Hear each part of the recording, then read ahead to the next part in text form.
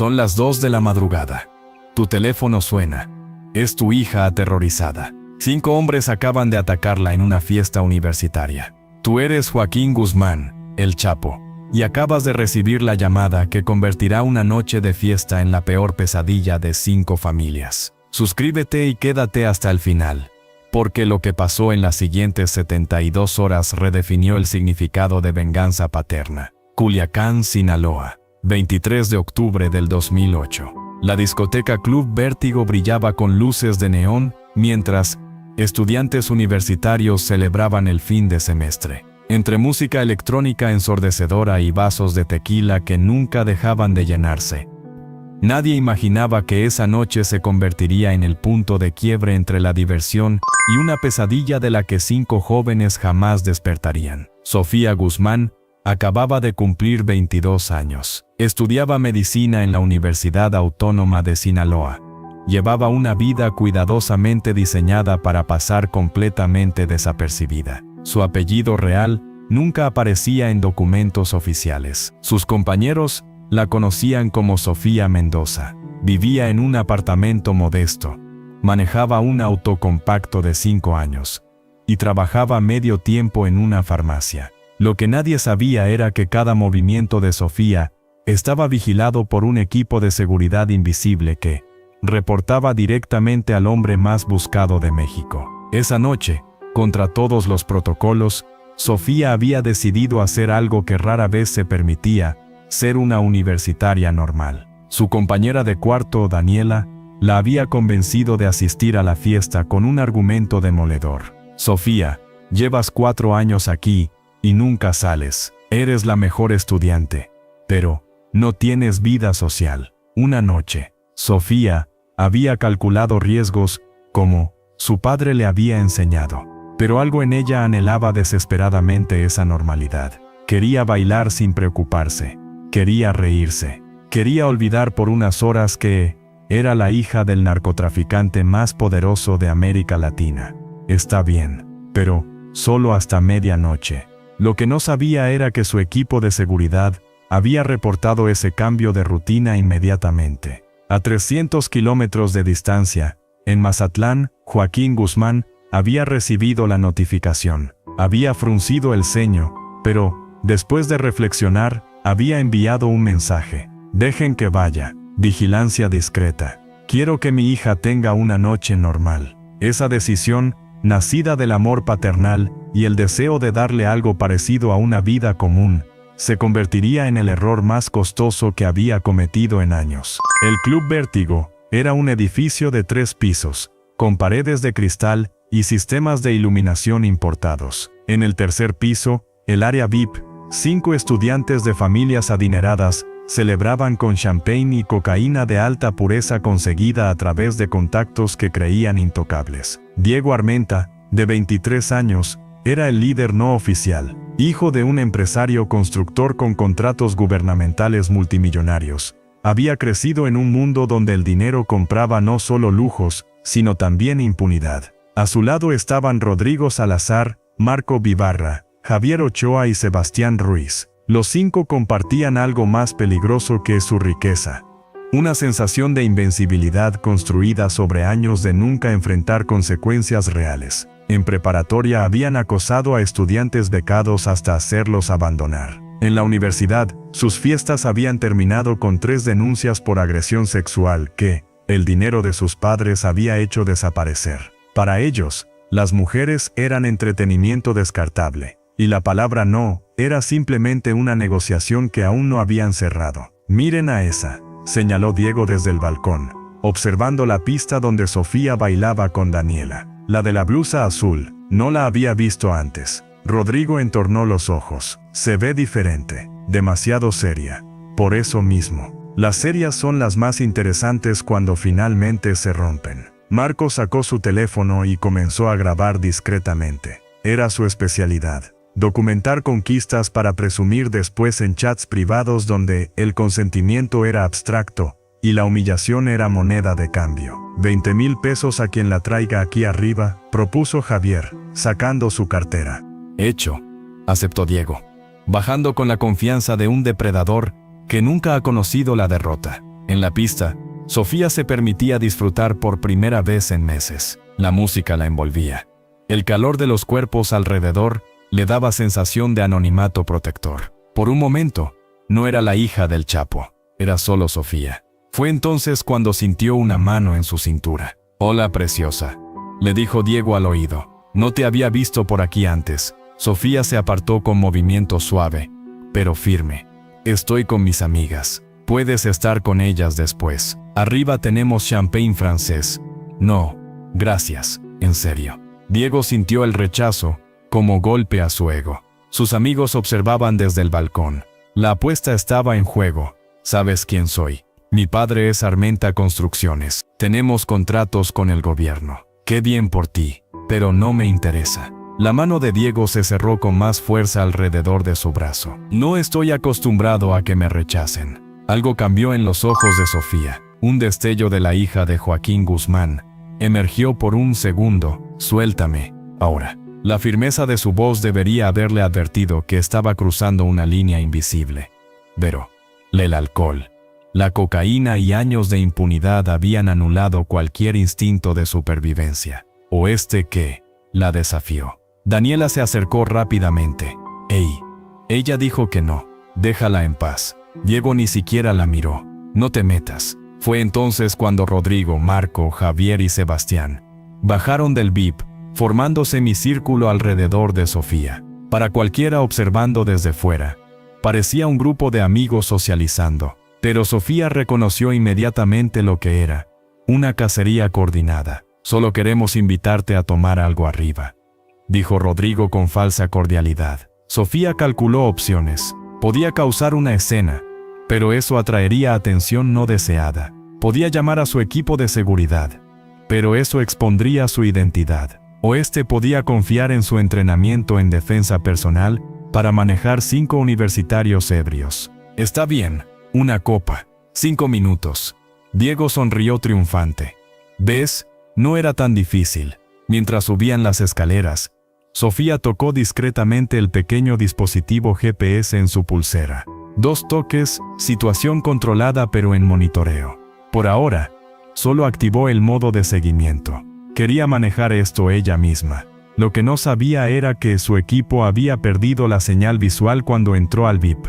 Las paredes de cristal polarizado bloqueaban las cámaras. Y en esos próximos 20 minutos de punto ciego, todo cambiaría. El área VIP olía a tabaco caro y perfume excesivo. Las luces eran tenues, creando rincones de sombra que pusieron a Sofía inmediatamente en alerta. «Siéntate», ofreció Diego señalando un sofá. «Te prometí champagne». Sofía se sentó en el borde, manteniendo lenguaje corporal abierto hacia la salida. Los 5 se acomodaron estratégicamente, bloqueando rutas de escape. Javier sirvió champagne. Chia tomó la copa, pero no bebió, sosteniéndola como prop social mientras evaluaba la dinámica. Diego era el líder, Marco el documentador, su teléfono ya apuntando discretamente. Rodrigo y Sebastián los refuerzos, Javier el facilitador. «Entonces, Sofía», comenzó Diego, «¿qué estudias?» «Medicina». «Debe ser difícil. Muchas noches sin dormir». «Me gusta lo que hago». «Yo también», sonrió Diego, acercándose más. «Me gusta conocer chicas misteriosas». Sofía sintió su mano rozar su rodilla. Se apartó sutilmente. «No soy misteriosa, solo privada». «¿Tienes secretos?» «Todo el mundo tiene secretos». «¿Cuáles son los tuyos?» Sofía apartó su mano directamente. «Que no me gusta que me toquen sin permiso». El ambiente cambió. Los 5 intercambiaron miradas. Marco ajustó su teléfono. Sebastián se levantó y cerró la puerta del VIP. El clic del seguro resonando, como mal presagio. «Eres difícil», dijo Diego. Su tono ya no seductor sino irritado. «¿Sabes cuántas chicas matarían por estar aquí con nosotros? Entonces invita a una de ellas. Pero te invitamos a ti».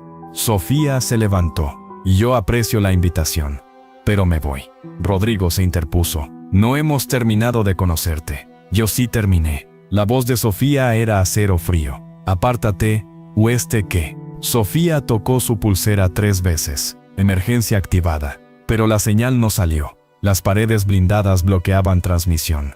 Estaba sola. Lo que pasó en los siguientes 10 minutos sería reconstruido después por testimonios y por un video que Marco grabaría hasta el final.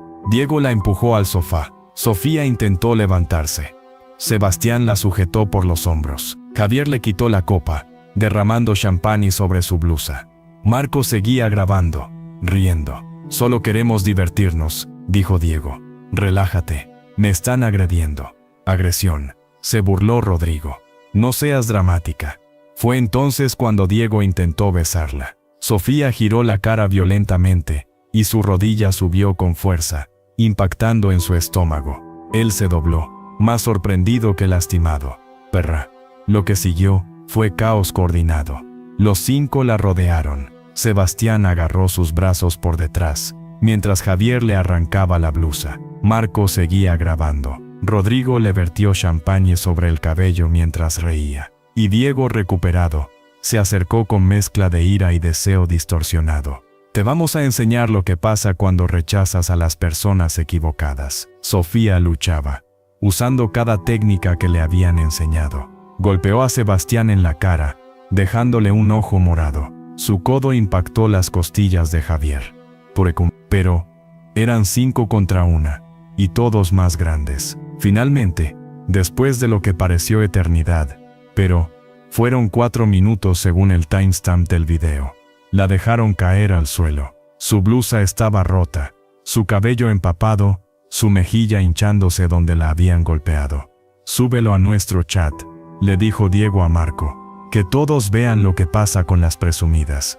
Abrieron la puerta y la empujaron hacia afuera, regresando a su celebración. Como si nada. Sofía se quedó ahí, temblando durante 1 minuto completo. No de miedo, de furia contenida, de la comprensión absoluta de que estos 5 acababan de cometer el error más grande de sus vidas. Se levantó, caminó al baño. Daniela la encontró ahí, limpiándose sangre de un corte en el labio. Dios mío, Sofía, ¿qué pasó? Solo necesito mi teléfono. Daniela se lo entregó y salió para darle privacidad. Afuera del club, en una camioneta negra a media cuadra, 2 hombres del equipo de seguridad intentaban desesperadamente restablecer contacto. La señal GPS se había perdido hacía 22 minutos. Prepárate para entrar, ordenó Carlos Mendoza, veterano de 12 años trabajando para el Chapo. Si no tenemos señal en 8 minutos, sacamos a la niña a la fuerza. Su teléfono satelital vibró con mensaje de Sofía. 3 palabras que helarían la sangre de cualquiera. Llamen a papá.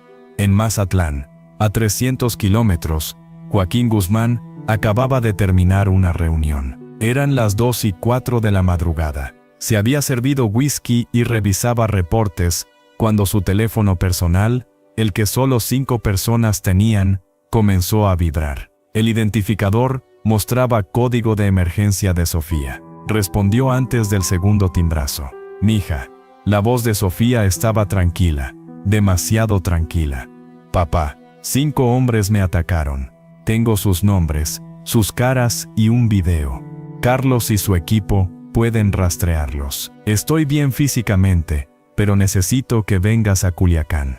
3 segundos de silencio. 3 segundos donde Joaquín Guzmán experimentó cada emoción. Miedo, alivio, furia, culpa y finalmente determinación fría y letal. Dime dónde estás, exactamente. En el baño del Club Vértigo. Carlos perdió señal, porque el VIP tiene paredes blindadas. Te violaron, no llegaron tan lejos, pero lo intentaron. Me arrancaron la ropa, me golpearon, me filmaron. Y dijeron que subirían el video. El Chapo cerró los ojos. Cuando los abrió, ya no era padre preocupado. Era el hombre que había construido un imperio sobre montañas de cadáveres. Dame los nombres. Sofía los recitó con detalles que solo alguien entrenada en observación táctica recordaría después de trauma. Diego Armenta Castellanos, Rodrigo Salazar Ibáñez, Marco Vivarra Gutiérrez, Javier Ochoa Torres, Sebastián Ruiz Mendoza. El Chapo escribía cada nombre con letra clara. Al lado de cada uno, dibujó una pequeña cruz. Papá, antes de que hagas algo, necesito que sepas que también quiero justicia, pero no quiero que esto me defina. Vas a ser la doctora brillante que mereces. Y estos 5 van a ser la advertencia de que tocar a mi familia tiene un precio que ni todo el dinero del mundo puede pagar. ¿Qué vas a hacer? Algo que recordarán durante generaciones. Pausa. Carlos va a entrar en 2 minutos. Vas a salir con él. Vas a la casa segura de la calle Juárez. Ahí hay médico esperando. Y mañana cuando despiertes, estos 5 nombres ya no serán tu problema, serán el mío. ¿Cuándo llegas? Ya estoy saliendo. Estaré en 3 horas. Y cuando llegue, mija, esos 5 van a descubrir que hay destinos donde rogas por la muerte y nadie te escucha. Colgó y se volteó hacia sus 3 lugartenientes que habían presenciado la conversación. Damián, quiero vigilancia completa sobre esas 5 familias. Todo, para mañana, al mediodía. Ismael, activa contactos en policía de Culiacán. Quiero las cámaras de seguridad del club. Quiero que el dueño sepa que si coopera vive. José, prepara la casa de operaciones. Necesito sala de interrogatorio. Y 3 equipos de extracción.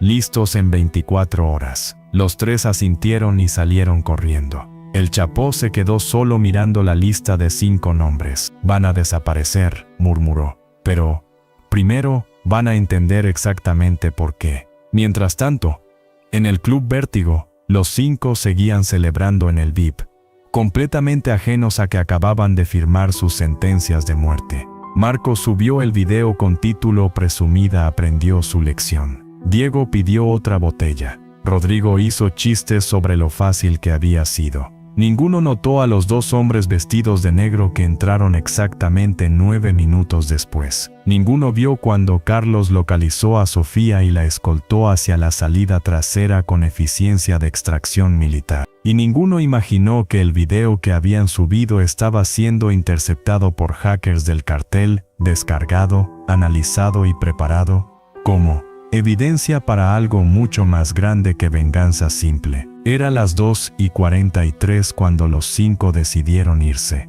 Habían bebido suficiente para sentirse invencibles, consumido suficiente cocaína para creer que eran intocables. Misma hora la próxima semana, propuso Diego mientras esperaban sus autos. Solo si encuentras otra presumida, Río Sebastián. Siempre hay otra, respondió Diego con seguridad absoluta. Lo que ninguno vio fue la camioneta negra al otro lado de la calle. Ni los 3 hombres adentro tomando fotografías, ni el dron miniatura grabando cada movimiento. La cacería había comenzado. Y esta vez, ellos eran las presas. 3 horas y 17 minutos después del ataque, Joaquín Guzmán entraba a la casa segura de la calle Juárez en Culiacán. No había dormido.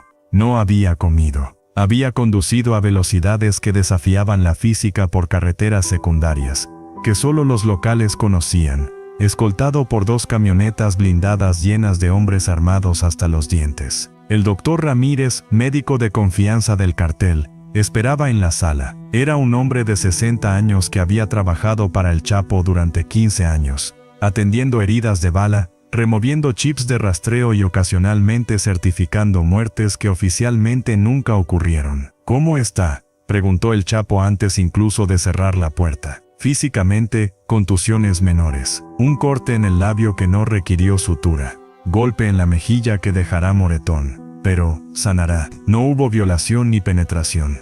El Chapo sintió alivio momentáneo que duró 2 segundos antes de que la furia regresara con más fuerza. ¿Emocionalmente?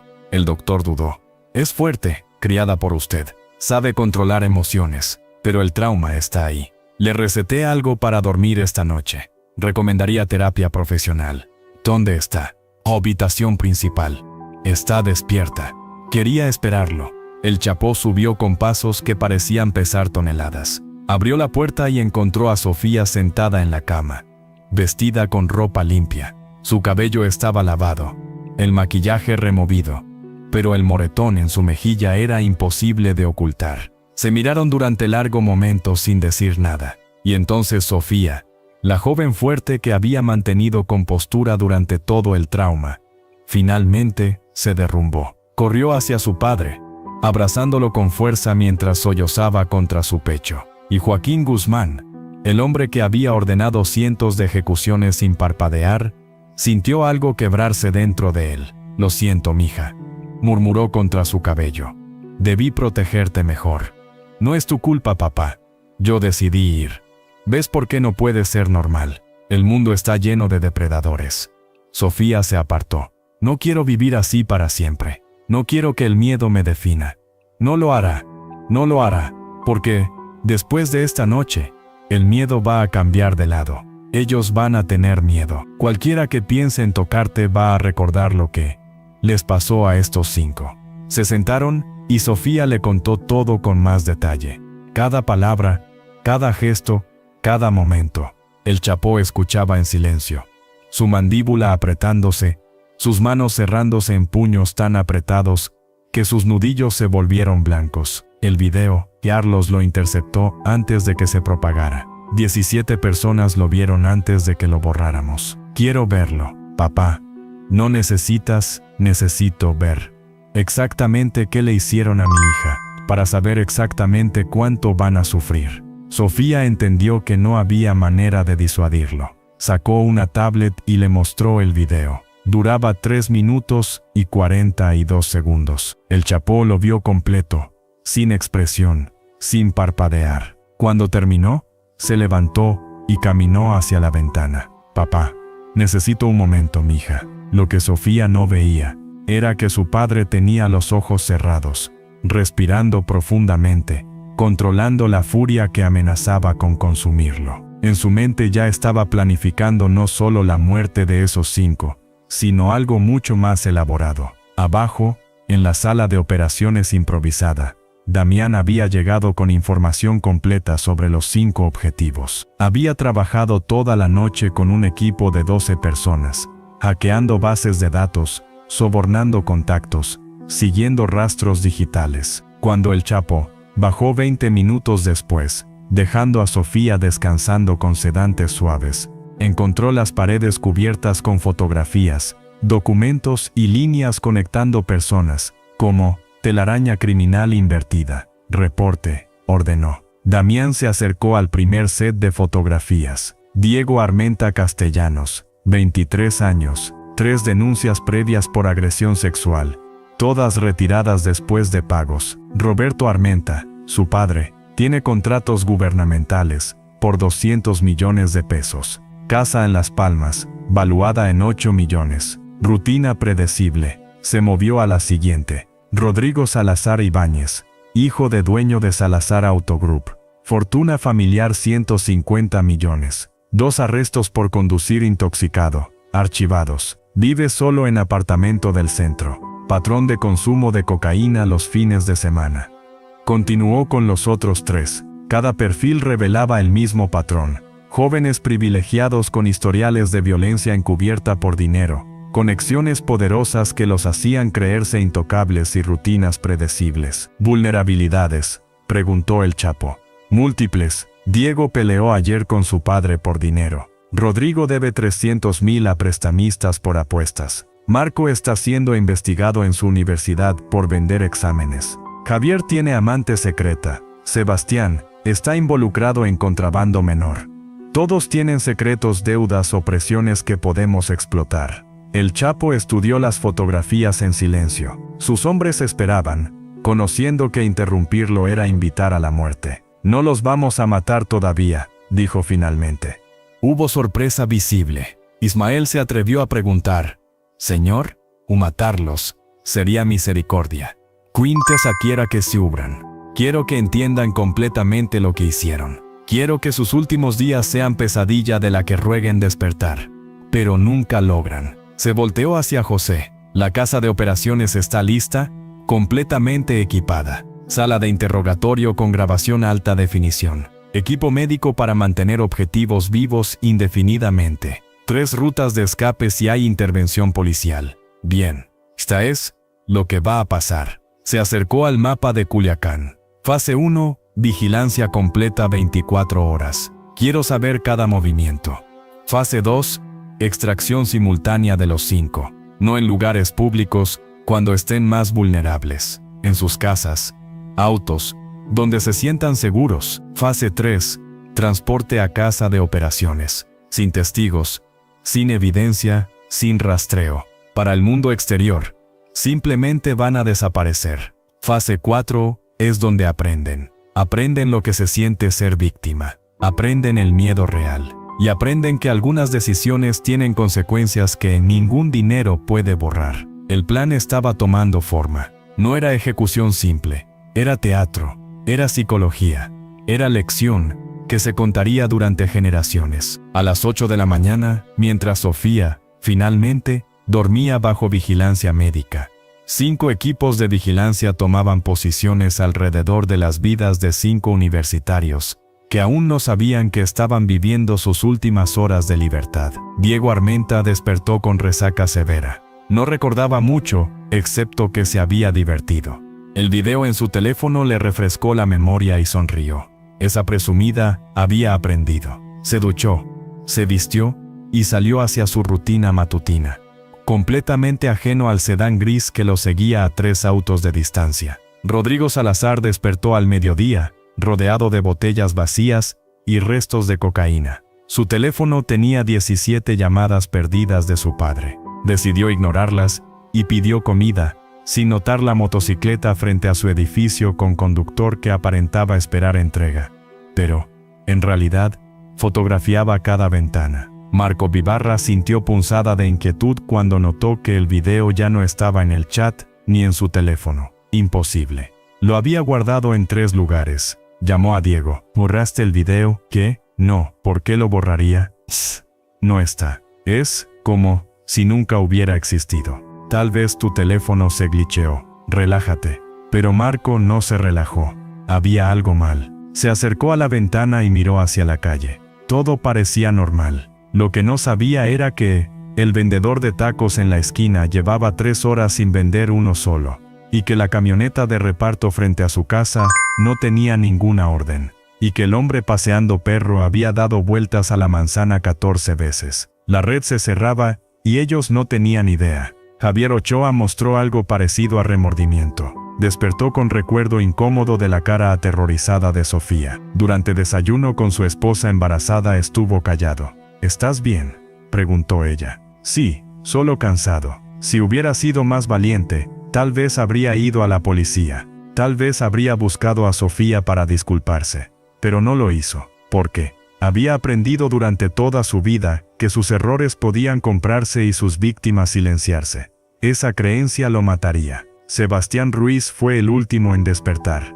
Tenía llamada de su padre a las 7 que ignoró. Otra a las 8. Finalmente a las 10:30 respondió. ¿Dónde estabas anoche? En el Vértigo. ¿Por qué? ¿Por qué? Tengo cliente que dice que hubo problema anoche. Una chica agredida. ¿Sabes algo? El corazón de Sebastián saltó. No sé de qué hablas. Más te vale no estar involucrado en nada. Tengo negocios delicados esta semana. Todo está bien, papá. Colgó y sintió por primera vez miedo real. ¿Cómo se había enterado su padre?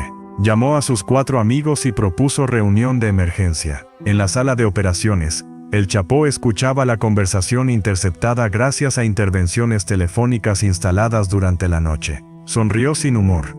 Están nerviosos. Bien. El miedo los hace descuidados. Damián señaló el mapa donde puntos rojos mostraban ubicaciones actuales. Están organizando reunión en apartamento de Rodrigo a las 8 de la noche. Todos confirmaron. Perfecto. Los queremos juntos. Extraemos ahí.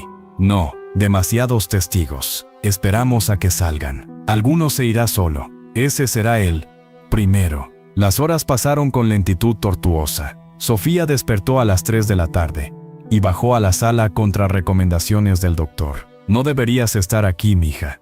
Son mis agresores. Tengo derecho a saber. Se miraron. Finalmente él asintió. Le mostró los perfiles, las fotografías, los planes. Sofía estudió cada cara con expresión neutra. El del video, Marco, fue el peor, dijo. Siguió grabando cuando les rogaba que pararan. Entonces Marco va primero. A las 7:52, los 5 se reunieron en el apartamento de Rodrigo. Estaban nerviosos, hablando encima unos de otros. Nadie nos vio bien, insistió Diego. El VIP estaba oscuro. Probablemente ni recuerda nuestros nombres. Yo recuerdo su cara perfectamente, contradijo Javier. Estaba aterrorizada, pero consciente. Nos vio a todos, ¿Y qué va a hacer? Denunciar. No tiene pruebas. El video desapareció. Exactamente, intervino Marco. ¿Cómo desapareció? Nadie puede borrar archivos de múltiples dispositivos remotamente a menos que tenga recursos serios. Se miraron. Paranoia creciendo. ¿Quién era esa chica?, preguntó Diego. ¿Alguien averiguó? Ninguno lo había hecho. Nunca se les ocurrió investigar, más allá de catalogarla como presumida sin importancia. La conversación continuó en círculos durante 40 minutos. Finalmente decidieron que estaban exagerando. Era solo paranoia. En unos días se olvidaría. Marco fue el primero en irse a las 9:30. Tengo que estudiar. Nos vemos mañana.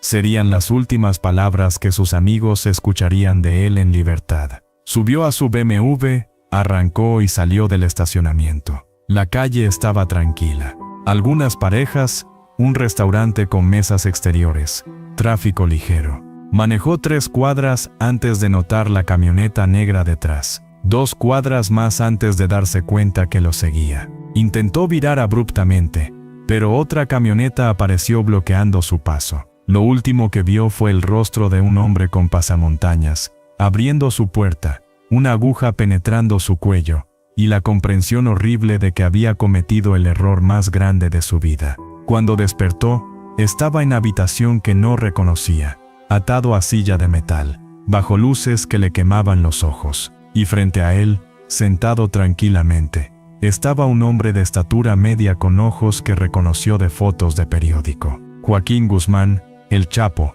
lo estudiaba con la expresión de científico observando insecto bajo microscopio. Marco Ibarra Gutiérrez, dijo con voz calmada. «Te gusta grabar videos, ¿verdad?» Marco intentó hablar pero su garganta estaba seca. «No te preocupes, no necesitas responder. Tenemos mucho tiempo. Vamos a grabar nuestro propio video, uno donde tú eres la estrella. Y cuando se lo mostremos a tus 4 amigos, van a entender exactamente qué les espera». Señaló hacia esquina, donde cámara profesional estaba montada en tripié, su luz roja ya encendida. «Acción», dijo el Chapo con sonrisa fría. Y el verdadero horror apenas comenzaba. Marco Ibarra llevaba atado a esa silla durante 2 horas cuando finalmente comprendió que nadie vendría a salvarlo. La primera hora la había pasado alternando entre súplicas desesperadas y amenazas vacías sobre las conexiones de su padre. La segunda hora la pasó en silencio absoluto, observando cómo el Chapo preparaba metódicamente los instrumentos que usaría para extraer no solo información, sino comprensión. ¿Sabes qué es lo interesante de la tecnología moderna?, preguntó el Chapo mientras revisaba la cámara. Es que podemos documentar absolutamente todo. Cada palabra, cada expresión, cada momento de arrepentimiento genuino o terror calculado. Se acercó a Marco con una tablet. «Mira esto». Presionó play y el video que Marco había grabado comenzó a reproducirse. Sofía luchando, suplicando, siendo humillada mientras 5 hombres se reían. Cuando terminó, el Chapo lo rebobinó y lo puso otra vez, y otra vez, y otra. «¿Cuántas veces crees que vi este video?», preguntó con voz escalofriante calmada. «¿10? ¿20? Perdí la cuenta después de la 30ª. Cada vez encuentro un nuevo detalle que me hace querer hacerte sufrir un poco más». Marco, finalmente, encontró su voz. No sabíamos quién era. Si hubiéramos sabido, habrían actuado diferente. El Chapo se inclinó hasta quedar a centímetros de su rostro. «Solo respetan a mujeres cuando saben que tienen familiares peligrosos. Eso te hace peor que un criminal. Te hace un cobarde que solo entiende el lenguaje del miedo». Se enderezó y caminó hacia una mesa donde había instrumentos quirúrgicos ordenados. No eran para tortura tradicional. Eran para algo mucho más psicológico. «Vamos a hacer un experimento. Vamos a grabar un video. Tú vas a explicar exactamente qué hicieron anoche. Cada detalle. Y lo vas a hacer mirando directamente a esa cámara, sabiendo que llegará a tus padres, tus amigos, tu universidad, todos los que te conocieron. No puedo hacer eso». «Claro que puedes, y lo harás. Porque la alternativa es mucho peor».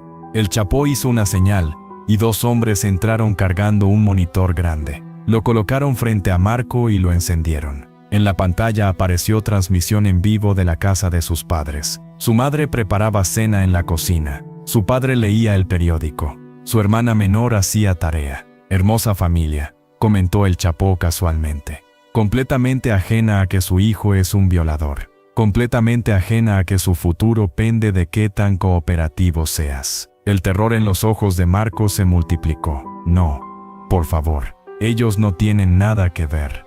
Tienes razón, no tienen nada que ver. Así como mi hija no tenía nada que ver con tus fantasías violentas. Pero ustedes 5 decidieron hacerla parte de su diversión. Decía.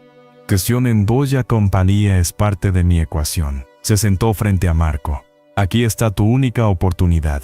Vas a grabar una confesión completa. Vas a nombrar a tus 4 cómplices. Vas a explicar qué hicieron, por qué lo hicieron, y cuántas otras veces han hecho cosas similares. Con tal nivel de detalle que cualquiera que vea este video comprenda exactamente qué tipo de monstruo eres. ¿Y si me niego?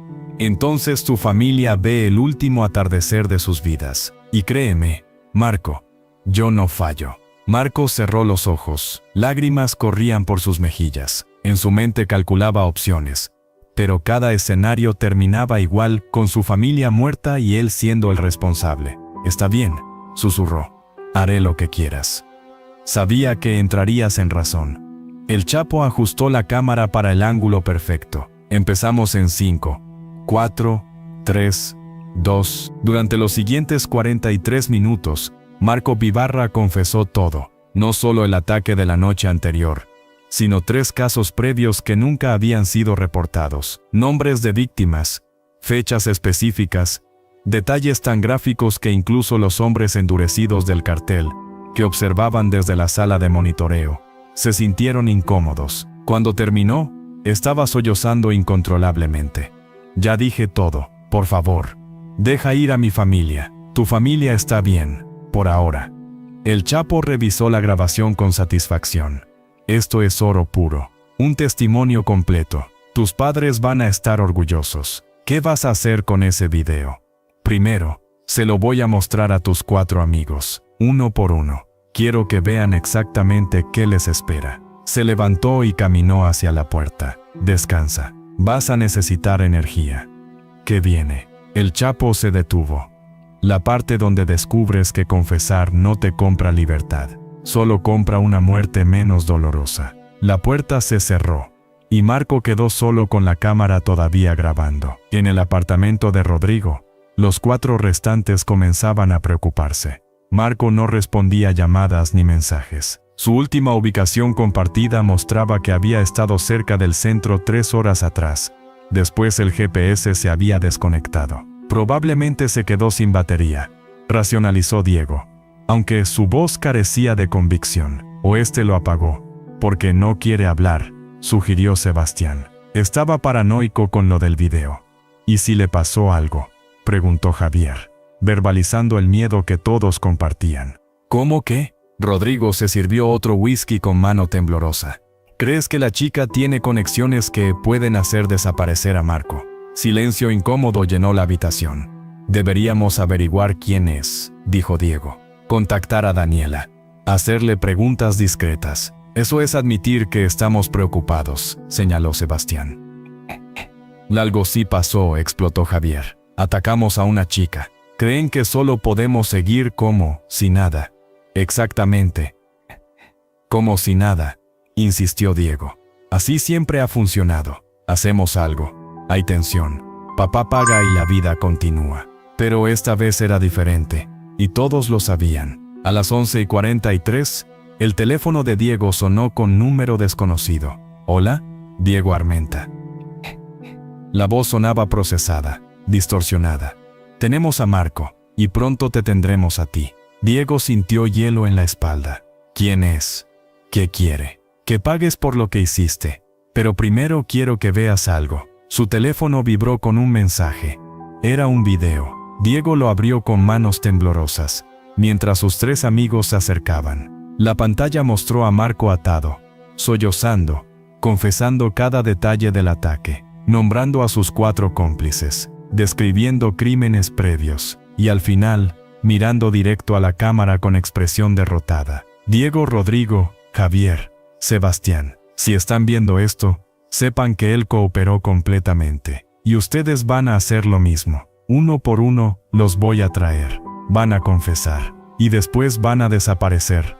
De manera que envíe un mensaje tan claro que nadie en Sinaloa volverá a tocar a una mujer sin pensar 2 veces. El video terminó y los 4 se miraron con terror absoluto. Tenemos que irnos, dijo Sebastián levantándose. Salir de Culiacán. Ir a la policía. La policía no nos va a proteger, murmuró Rodrigo pálido. Si tienen recursos para interceptar videos y secuestrar a Marcos sin testigos, tienen conexiones serias. Entonces nuestros padres, propuso Javier, tienen dinero, abogados, ¿y qué les decimos? Diego mostraba miedo real. Papá, atacamos a la hija de un narcotraficante, y ahora viene por nosotros. Comprendieron que no había retorno. No eran estudiantes jugando a ser rudos. Eran depredadores que habían atacado a la presa equivocada. Nos quedamos juntos, decidió Diego. No salimos solos nunca, siempre en grupo. Y mañana contactamos al mejor abogado que el dinero pueda comprar. ¿Y Marco? Nadie respondió, porque todos sabían la respuesta. Marco ya estaba muerto, solo que su cuerpo aún no lo sabía. En la casa de operaciones, el Chapo observaba la transmisión en vivo del apartamento, gracias a micrófono plantado durante la tarde. Escuchaba cómo planificaban, cómo buscaban desesperadamente alguna salida que no existía. Piensan que quedándose juntos están seguros, comentó a Damián. ¿Cambiamos el plan? No, mejor, tomamos a 2 juntos, que vean cómo sucede y no puedan hacer nada. A las 2:37 de la madrugada, cuando los 4 intentaban dormir en turnos, Diego y Rodrigo fueron al auto para buscar más alcohol. Necesitaban algo que apagara el miedo. Fue en el estacionamiento subterráneo, entre sombras de concreto y luces fluorescentes moribundas, que todo terminó para ellos. No hubo gritos, no hubo lucha prolongada, solo eficiencia profesional, dardos tranquilizantes desde la oscuridad, cuerpos cayendo, 2 camionetas apareciendo. Y en 90 segundos exactos, Diego Armenta y Rodrigo Salazar dejaron de existir en el mundo exterior. Arriba, Javier y Sebastián esperaban. 5 minutos pasaron. 10, 15. Cuando llegaron a 20, Javier bajó para ver qué demoraba. Encontró el estacionamiento vacío, excepto por el auto de Diego con puertas abiertas y maletero levantado. Las botellas estaban en el suelo, una rota derramando contenido. Y en el parabrisas había nota escrita con marcador rojo. 2 menos, 2 para ir. Te veo pronto. Javier subió corriendo, gritando para Sebastián. Se los llevaron. Diego y Rodrigo desaparecieron. Vienen por nosotros. Sebastián intentó llamar a la policía, pero su teléfono no tenía señal. El de Javier tampoco. El teléfono fijo estaba muerto. Internet no funcionaba. Estaban completamente aislados. La puerta, dijo Sebastián, corriendo hacia ella. Tenemos que salir. Pero John. Cuando intentó abrirla, el cerrojo no respondía. Habían sido bloqueados desde fuera. Corrieron a la ventana, pero era 6º piso. Saltar significaba muerte segura. Estaban atrapados. El intercomunicador crepitó con estática y después una voz emergió. La misma voz distorsionada. Javier, Sebastián, tienen 2 opciones. Pueden esperar hasta que decidamos entrar, durante lo cual su terror solo aumentará. O pueden abrir la puerta cuando toquemos. Salir con dignidad y enfrentar lo que viene con algo de valentía. ¿Qué eligen? Se miraron. Javier lloraba abiertamente. Sebastián intentaba mantener compostura, pero sus manos temblaban. ¿Qué nos van a hacer?, preguntó Javier hacia el intercomunicador. Lo mismo que ustedes le hicieron a Sofía, pero multiplicado por cada lágrima que ella derramó, cada moretón, cada segundo que estuvo aterrorizada. Sebastián se acercó a la puerta. Si vamos con ustedes, dejarán a nuestras familias en paz. Hubo pausa. Tus familias están seguras. Esto es, entre ustedes, 5 y la justicia que el sistema nunca dio. Está bien. Sebastián miró a Javier. Abre la puerta. ¿Estás loco? Mira alrededor. No hay salida, no hay rescate. Solo queda decidir si morimos. ¿Cómo? ¿Cobardes? ¿O enfrentamos lo que hicimos? Javier sollozó, pero finalmente asintió. Se acercaron juntos, Sebastián puso su mano en el pomo, respiró profundo, y abrió. Del otro lado, había 6 hombres vestidos de negro con pasamontañas. Sin decir palabra, los rodearon y escoltaron hacia el pasillo. El edificio estaba extrañamente silencio. Ningún vecino asomaba. Después descubrirían que habían evacuado todo el piso bajo pretexto de fumigación de emergencia. El Chapo no dejaba nada al azar. Los metieron en camioneta blindada. El viaje duró 35 minutos por caminos diseñados para desorientar. Cuando se detuvieron, los bajaron en garaje subterráneo que olía a humedad y miedo acumulado. Los llevaron por pasillo hasta sala donde ya esperaban Marco, Diego y Rodrigo, cada uno atado a su propia silla, formando semicírculo. En el centro, en silla elevada, como juez, estaba Joaquín Guzmán. Completo, dijo con satisfacción. Los 5 juntos, como cuando atacaron a mi hija. Los 5 se miraron. Marco lucía destrozado. Diego tenía sangre seca en la sien. Rodrigo temblaba visiblemente. Javier había mojado sus pantalones. Y Sebastián trataba de mantener dignidad, aunque sus ojos traicionaban terror absoluto. Voy a explicar cómo funcionará esto, comenzó el Chapo. Cada uno tendrá tiempo para reflexionar sobre lo que hicieron. Van a ver videos de sus víctimas, no solo mi hija, sino todas las otras que Marco mencionó. Van a escuchar testimonios, van a enfrentar evidencia. Después tendrán oportunidad de hacer algo que nunca le ofrecieron a sus víctimas, dar su versión, explicar por qué pensaron que estaba bien, justificar sus acciones si pueden. Se detuvo frente a Diego, y cuando terminen, cuando hayan dicho todo, van a desaparecer, pero no sin dejar un mensaje. Un mensaje tan claro que cualquier hombre en Sinaloa pensará 2 veces antes de poner sus manos sobre una mujer. ¿Nos van a matar?, preguntó Diego. Eventualmente. Pero primero, van a vivir con la comprensión completa de su crimen. Van a sentir lo que sus víctimas sintieron. Y solo cuando hayan experimentado cada segundo de ese terror, solo entonces tendrán el privilegio de morir. Sebastián encontró valentía. Nuestros padres tienen dinero, conexiones, pueden pagar rescate. El Chapo se rió sin humor. Rescate. Esto no es secuestro. Esto es justicia. Y la justicia no se compra, se ejecuta. Caminó hacia pared donde había pantallas. Las encendió mostrando transmisión en vivo de 5 ubicaciones. Las casas de sus padres. Sus familias están siendo vigiladas 24/7. No para hacerles daño, sino para asegurarme de que no interfieran. Si intentan contratar sicarios o investigadores, sabré inmediatamente. Y las consecuencias se expandirán. Pausa. Pero si cooperan, si aceptan su castigo con algo de dignidad, sus familias vivirán sin saber los detalles completos. Recibirán sus cuerpos para entierro apropiado. Tendrán oportunidad de llorar sin cargarse con la vergüenza, de saber exactamente qué tipo de monstruos eran. Entonces cooperen, confiesen, reflexionen, y cuando llegue el momento, acepten lo que viene, como precio justo. Se dirigió hacia la puerta. Tienen 24 horas para procesar esto. Mañana comenzamos las sesiones individuales. Usen ese tiempo sabiamente. Piensen en sus víctimas. Y prepárense para pagar cada segundo multiplicado por 1000. La puerta se cerró. Y los 5 quedaron solos con sus pensamientos. Las cámaras grabando cada expresión de terror. Cada lágrima, cada momento de comprensión de que no había regreso. En la sala de observación, Sofía miraba las pantallas. Su padre se acercó. ¿Es esto lo que querías? Sofía tardó en responder. No sé lo que quería. Solo sé que necesitaban entender. Y lo sentirán. Te lo prometo. Pero mientras observaba a sus agresores quebrándose, Sofía se preguntaba si ver su sufrimiento curaría sus heridas, o solo añadiría más oscuridad a un pozo que nunca terminaría de llenarse. La venganza estaba en marcha, y nadie podría detener lo que venía. 24 horas pasaron como una eternidad comprimida en segundos. Los 5 no durmieron, no podían. Las luces permanecían encendidas constantemente. Las cámaras los observaban sin parpadear.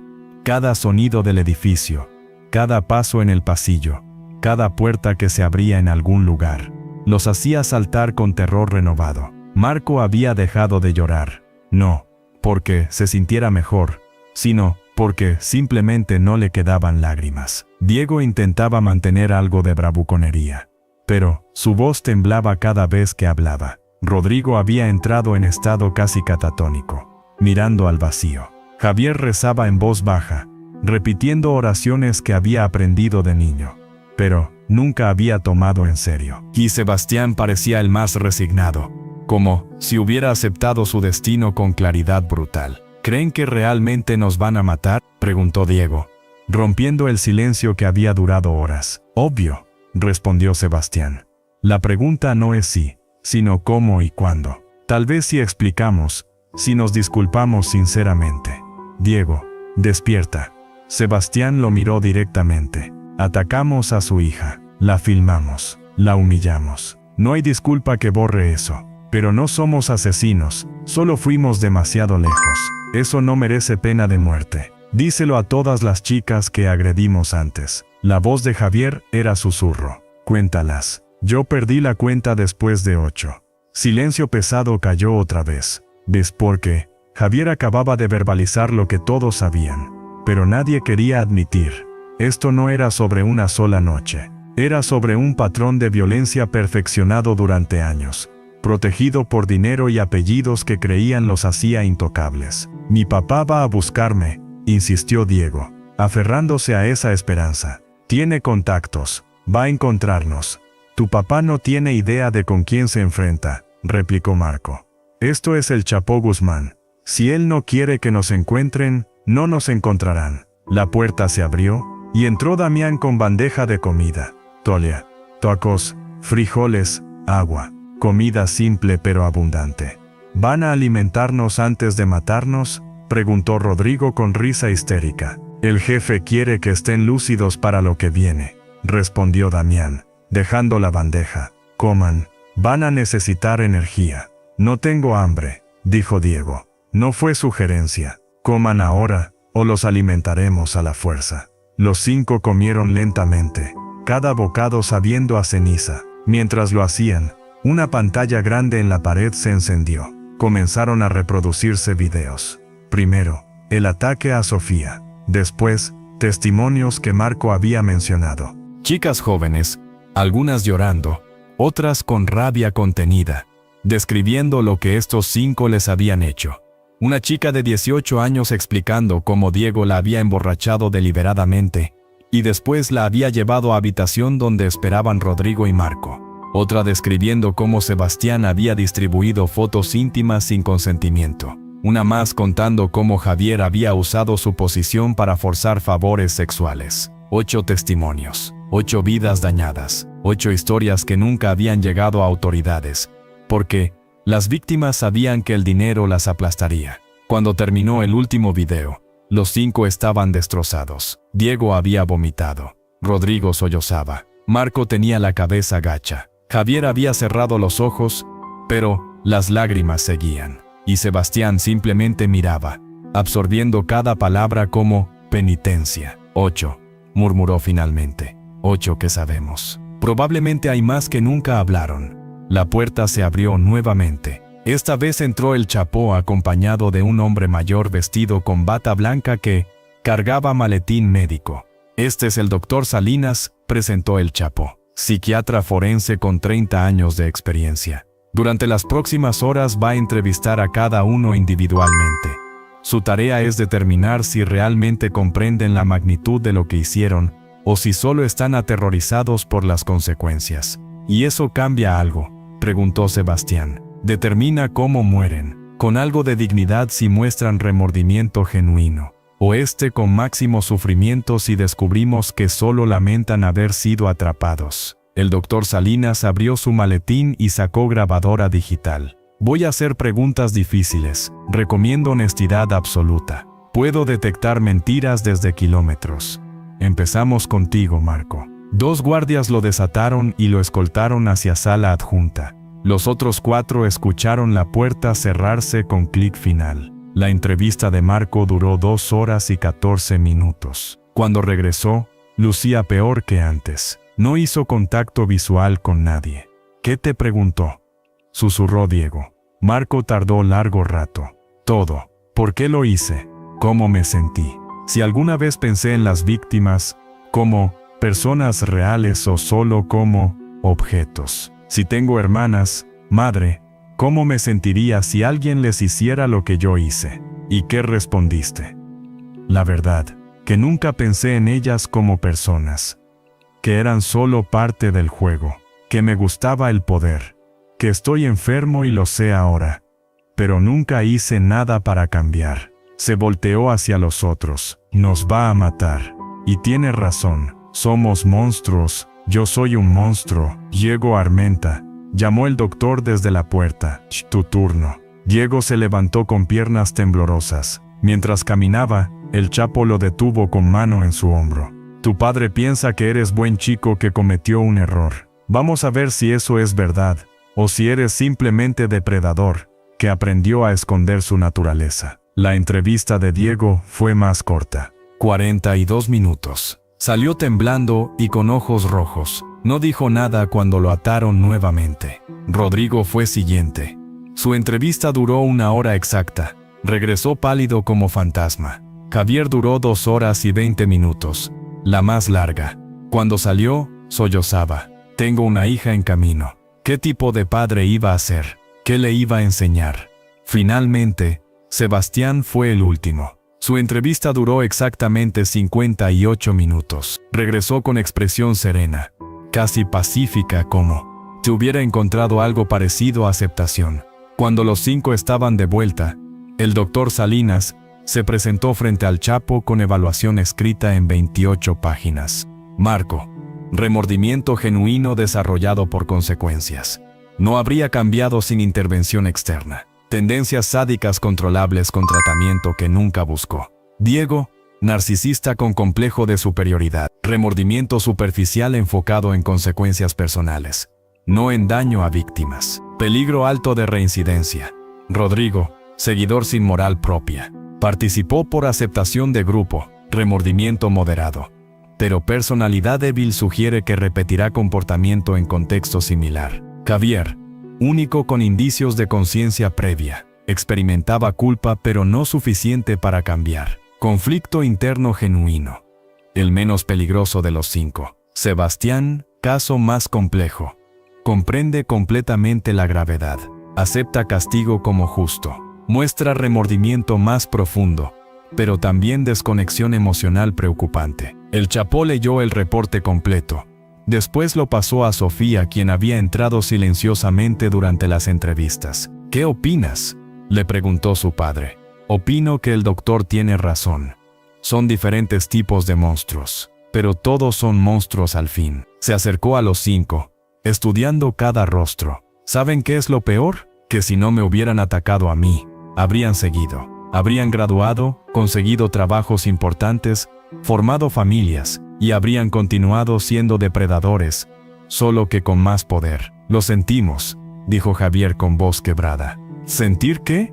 ¿Sienten haber sido atrapados, o realmente sienten el daño? Ninguno respondió, porque la respuesta era demasiado compleja. Les voy a decir algo que probablemente no esperan, continuó Sofía. No quiero que mueran sintiendo solo terror. Quiero que mueran entendiendo que cada mujer que atacaron era persona completa con sueños, miedos, familias, entendiendo que tomaron algo que no se puede devolver. Se volteó hacia su padre. ¿Puedo hablar con ellos, privadamente? El Chapo frunció el ceño. No es seguro. Estarán atados. Tendrás guardias fuera. Solo quiero que me escuchen. Después de largo momento asintió. 20 minutos. Los guardias estarán justo afuera. Salió con el doctor y sus hombres dejando a Sofía sola con los 5. Finalmente Sofía habló. Mi nombre real es Sofía Guzmán. Tengo 22 años. Estudio medicina porque quiero salvar vidas. Perdí a mi madre cuando tenía 8 años. Crecí sabiendo que mi padre era criminal, pero también que me amaba. He vivido toda mi vida tratando de ser normal, de construir identidad fuera de su sombra. Caminó frente a ellos. La noche que me atacaron, no estaba pensando en ser la hija del Chapo. Estaba pensando en ser Sofía, una estudiante celebrando con amigos. Por primera vez en años me sentía normal. Y ustedes destruyeron eso en 10 minutos. Se detuvo frente a Marco. Tú grabaste. Convertiste mi trauma en entretenimiento.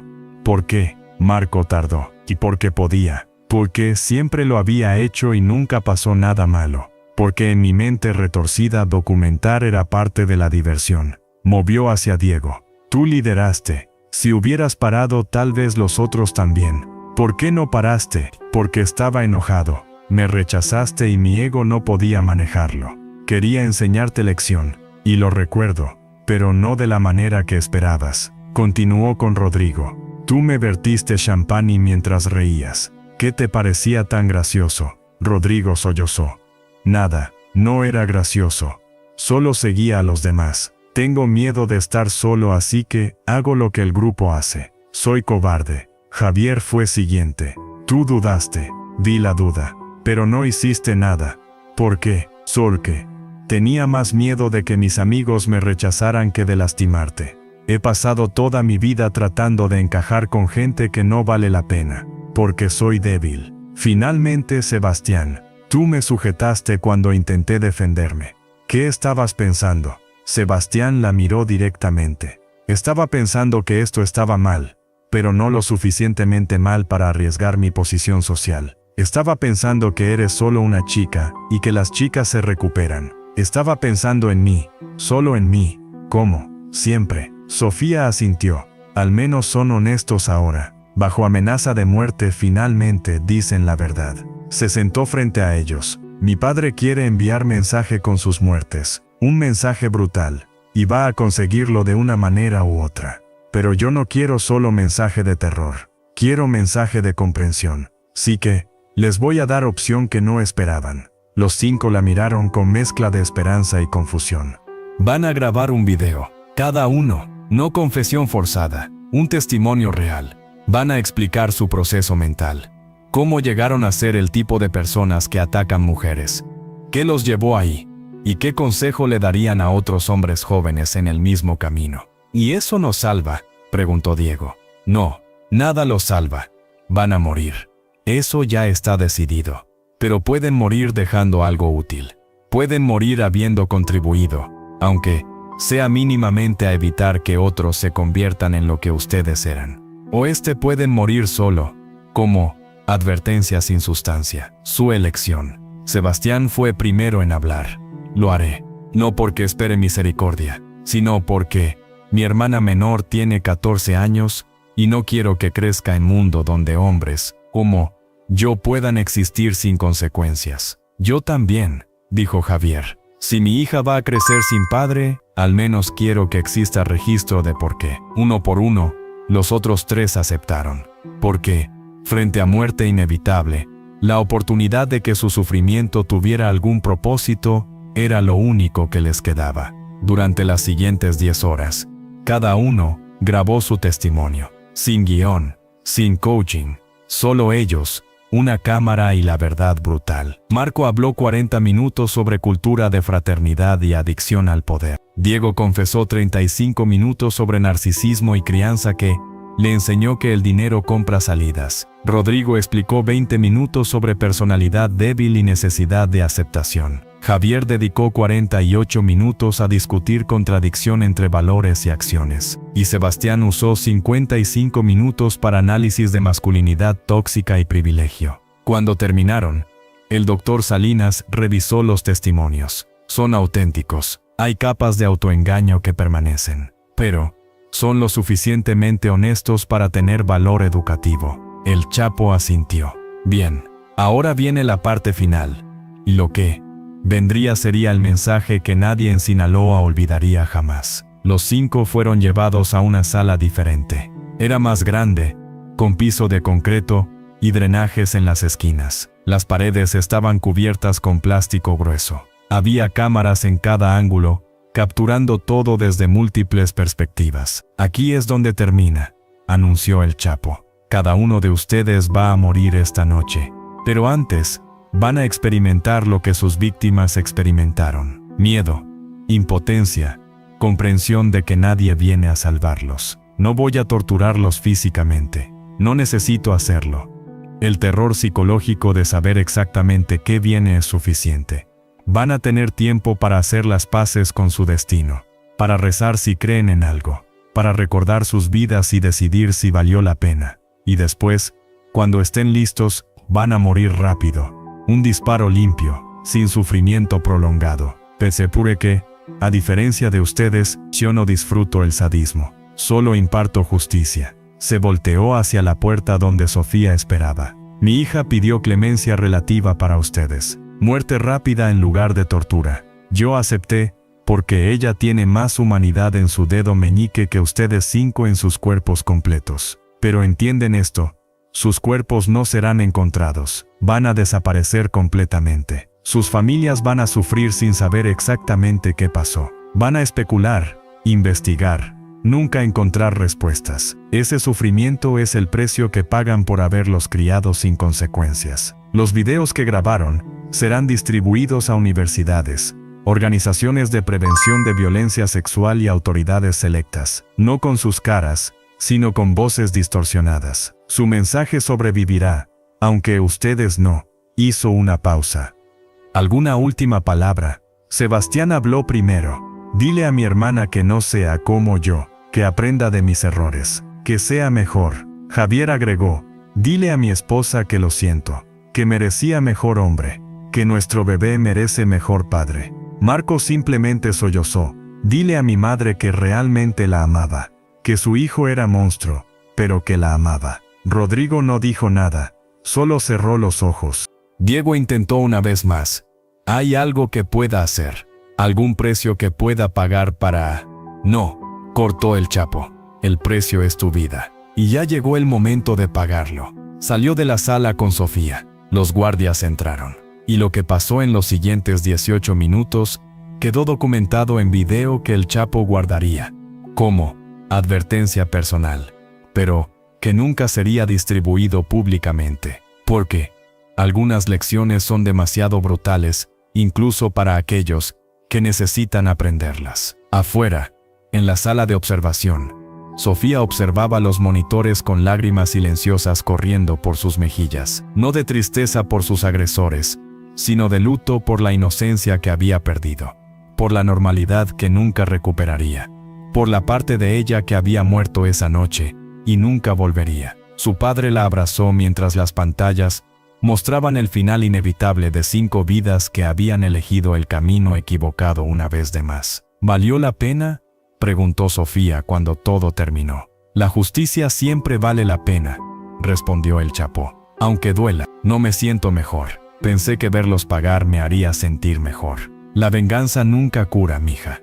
Solo equilibra las escalas. Tú sanarás de otras maneras, con tiempo, terapia y la comprensión de que lo que te pasó no fue tu culpa. En los días siguientes, 5 familias reportaron a sus hijos desaparecidos. La policía investigó sin entusiasmo, encontrando exactamente 0 evidencia. Las universidades hicieron declaraciones lamentando la pérdida. Los medios cubrieron la historia durante una semana antes de pasar al siguiente escándalo. Y en Culiacán, entre susurros y rumores, comenzó a circular una historia. Una historia sobre 5 universitarios que habían atacado a la chica equivocada y habían desaparecido sin rastro. Una historia que se convertiría en leyenda urbana, en advertencia que madres susurraban a sus hijos, en lección que nadie quería aprender de primera mano. El mensaje había sido enviado, y todos en Sinaloa lo entendieron perfectamente. 3 meses después de aquella noche, Culiacán había cambiado de maneras que nadie podía medir con estadísticas oficiales, pero que todos sentían en el aire.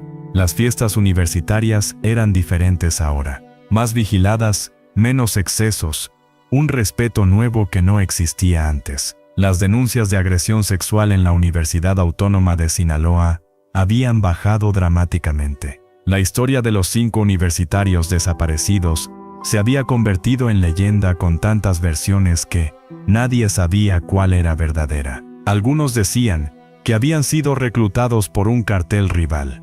Otros susurraban que habían violado a la hija de un político poderoso. Y los más cercanos a la verdad hablaban en voz baja sobre una estudiante de medicina que nadie volvió a ver después de aquella noche. En un centro de rehabilitación para víctimas de violencia sexual en Guadalajara, 8 mujeres se reunían semanalmente en terapia de grupo. Eran las víctimas previas de Diego, Rodrigo, Marco, Javier y Sebastián. Ninguna había denunciado oficialmente. Todas habían cargado su trauma en silencio. Y entonces, 3 meses atrás, cada una había recibido un sobre anónimo. Adentro había una carta explicando que sus agresores habían muerto, que nunca lastimarían a nadie más, y que existían fondos disponibles para terapia sin costo. El sobre incluía contacto de terapeuta especializada y código de acceso a cuenta bancaria con suficiente dinero para 3 años de tratamiento intensivo. ¿Alguien más se siente culpable por sentirse aliviada?,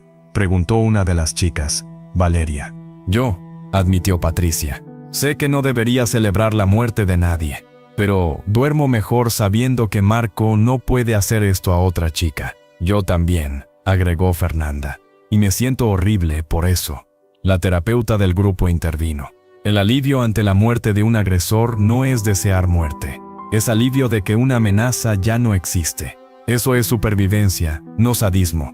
Pero en silencio, cada una de esas 8 mujeres había llegado a la misma conclusión. Alguien poderoso había decidido que estos 5 merecían más que arresto. Merecían desaparecer. Y aunque ninguna lo dijera en voz alta, todas sentían una gratitud oscura hacia ese alguien desconocido que había hecho lo que el sistema nunca haría. En la casa segura de Mazatlán, el Chapo revisaba reportes cuando Damián entró con información que había estado recolectando. Las estadísticas que pediste, jefe. Extendió documentos mostrando números de la policía de Culiacán. Denuncias de agresión sexual. Bajaron 38% en 3 meses. Reportes de acoso en bares. Bajaron 52%. Incidentes violentos en fiestas universitarias. Bajaron 41%. Interesante, murmuró el Chapo. Un mensaje, 5 cuerpos, y toda una ciudad cambia su comportamiento. Los rumores funcionaron exactamente como planeaste.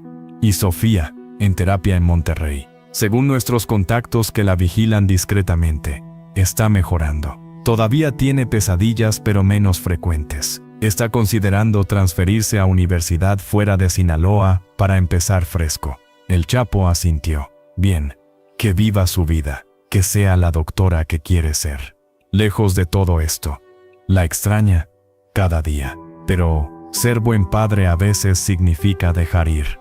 Significa aceptar que protegerla no es encerrarla conmigo, sino darle herramientas para vivir sin mi protección constante. Se levantó y caminó hacia la ventana.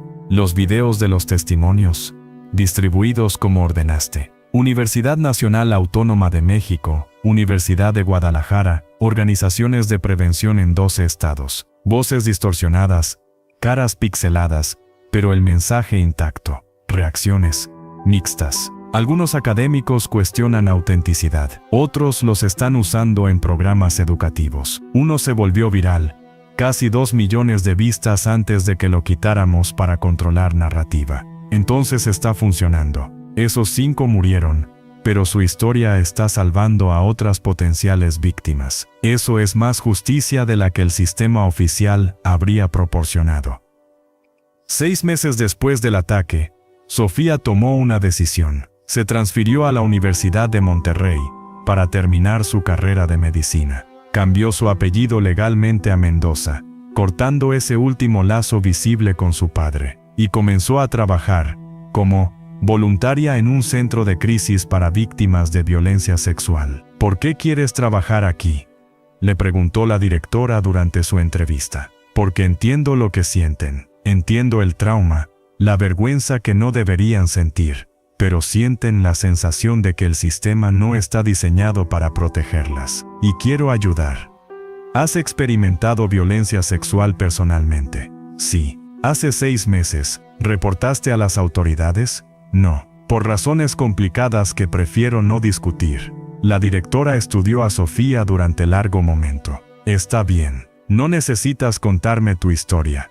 Solo necesitas poder estar presente para las historias de otros. Puedes hacer eso. Puedo intentarlo.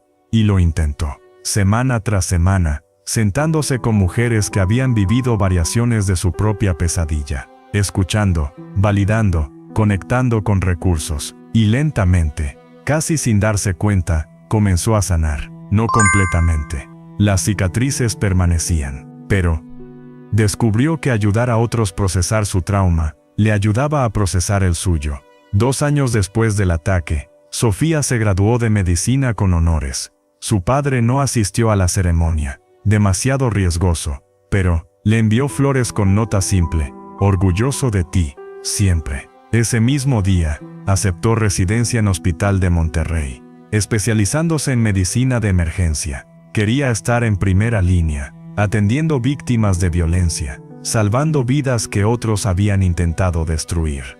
Y en su primer día de residencia, cuando atendió su primera paciente de agresión sexual, una chica de 20 años que temblaba y lloraba, Sofía supo exactamente qué decir: estás a salvo ahora. Lo que te pasó no fue tu culpa, y voy a asegurarme de que tengas todos los recursos para sanar. No estás sola. Las mismas palabras que habría querido escuchar 2 años atrás. En Culiacán, la leyenda de los 5 universitarios desaparecidos se había solidificado en mitología urbana. Estudiantes nuevos escuchaban la historia durante orientación, no oficialmente sino en susurros entre compañeros. ¿Ves ese club? ¿El Vértigo? Ahí es donde desaparecieron. Atacaron a una chica. Nunca los encontraron. Algunos dicen que el padre era narco. Pero todos saben la lección. No te pases de listo con las mujeres aquí. Nunca sabes quién está observando. Y funcionaba. No perfectamente. El machismo no desaparece con un solo mensaje. Pero había cambio medible. Respeto donde antes había impunidad. Cautela donde antes había arrogancia. 5 años después del ataque, el Chapo había sido capturado y extraditado a Estados Unidos. Estaba en prisión de máxima seguridad en Colorado sirviendo cadena perpetua. Sofía lo visitaba una vez al año. En su última visita, separados por vidrio grueso, él le preguntó: ¿alguna vez te arrepientes de lo que pasó? ¿De cómo manejé las cosas? Sofía consideró cuidadosamente: me arrepiento de que pasara. Me arrepiento de vivir en un mundo donde tu tipo de justicia fue más efectiva que la oficial, Dami. Pero no me arrepiento de que esos 5 ya no puedan lastimar a nadie más. Y no me arrepiento de lo que construí de las cenizas. ¿Qué construiste? Una carrera ayudando víctimas, una comprensión profunda de trauma, y la capacidad de vivir con verdades incómodas sobre justicia, venganza y el espacio gris entre ambas. El Chapo sonrió con orgullo. Te convertiste en exactamente lo que tu madre habría querido. ¿Tú crees en lo que hiciste? Todavía. Creo que hice lo que tenía que hacerse. Creo que el sistema había fallado demasiadas veces. Y creo que el mensaje que enviamos salvó a otras mujeres. Entonces sí, lo volvería a hacer exactamente igual.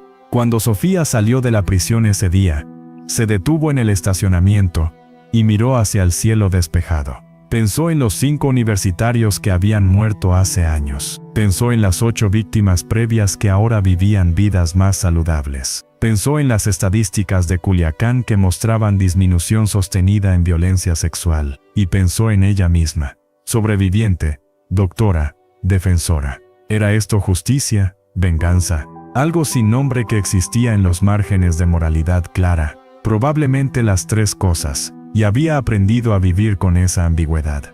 Porque el mundo real era complicado. Lleno de grises donde el bien y el mal se mezclaban. Donde víctimas podían convertirse en testigos de venganza. Y todavía sanar. Donde padres criminales podían amar profundamente y matar sin dudar. Donde justicia oficial podía fallar tan consistentemente que la justicia privada parecía no solo justificada sino necesaria. Esa noche, en su apartamento, Sofía escribió en su diario personal: hoy es 5 años desde aquella noche. He aprendido que sanar no es lineal. Que justicia es más complicada de lo que nos enseñan. Que puedo ser hija de un criminal y todavía ser buena persona. Que el trauma no me define. Pero sí me informó. Los 5 que me atacaron están muertos. Mi padre los mató. Y yo estoy viva. Ayudando a otros. Construyendo algo bueno de algo horrible. Fue correcto. No sé, y probablemente nunca sabré. Pero fue real. Y en un mundo donde tantas víctimas nunca obtienen justicia en ninguna forma, tal vez tener cualquier tipo de resolución, aunque sea brutal, es más de lo que la mayoría recibe. Esta parte de mi historia termina, pero yo continúo, más fuerte, más sabia, más complicada, pero continúo. Al día siguiente regresó al hospital y salvó 3 vidas en emergencias, y en Culiacán, en el Club Vértigo que seguía operando bajo nuevo dueño, jóvenes universitarios bailaban y celebraban, pero había diferencia sutil, respeto donde antes había predación. Porque la historia de 5 jóvenes que desaparecieron después de atacar a la chica equivocada se había convertido en leyenda moderna, una advertencia, una lección, un recordatorio de que en México, donde el sistema oficial tantas veces falla, todavía existe justicia, solo que viene de lugares inesperados, y su precio es medido en sangre, trauma y la pregunta eterna de si el fin justifica los medios. La historia que nadie conocía completa. La historia de justicia que existió fuera del sistema. De venganza que se convirtió en mensaje. De trauma que se transformó en misión. Y aunque nunca aparecería en libros de texto sobre ética, era tan real como cualquier veredicto oficial. Tal vez más real. Porque había cambiado vidas, salvado futuras víctimas y demostrado que en un mundo imperfecto, la protección viene de lugares imperfectos. Esta era la historia de la hija del Chapo, y su legado no fue la venganza de su padre, sino la vida que ella construyó después.